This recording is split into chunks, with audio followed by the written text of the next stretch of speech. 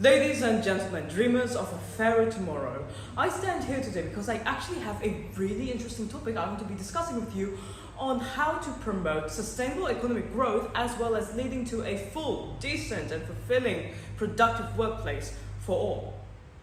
Right, before I even get into those two topics, we first have to discuss and understand what those two are. Get this, a job. Nowadays, jobs usually run by exploitation.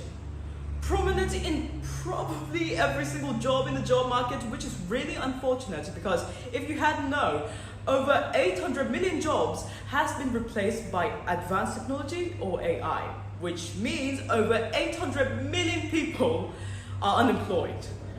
That is really unfortunate, right?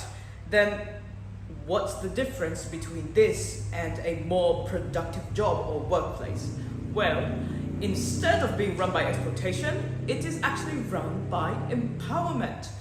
Instead of being worked under exploitation and we're being taken advantage of, we're being empowered to work. 5 years from now, 2030, we live in some sort of utopia where everyone is happy, everyone is working with empowerment and no one is being exploited. But how do we get there? That sounds too good to be true. It's not too good to be true if we look at our economy. I'll give you a simple analogy. Bad economy means more unemployment. A good economy means more employment. Obviously, we would want the second choice, but first, how do we get there? We first have to consider our living situation, let's say. Are we living sustainably? Are we really considerate of Mother Nature's resources? Are we really considerate of our use of renewable energy? Or we're just emitting fossil fuels into the air, not caring about anything, not living sustainably? If we live sustainably, we have a sustainable economy. And if we have a sustainable economy, means we have a good economy, which leads me back to my first point. A good economy means more employment. Right, and do we see some sort of significant improvement?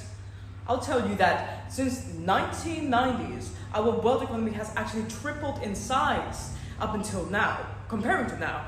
And GDP will tell us how much our country has improved by percentage, but it never tells us how much its people flourish. Which leads me to my conclusion. If every drop of water counts, and if every breath counts, then all of us must count. We should all be listening and be on the same page at the same table. We have to consider our own choices. We have to first look at ourselves and see if we're really living up to the standard and if we're really living sustainably. Thank you.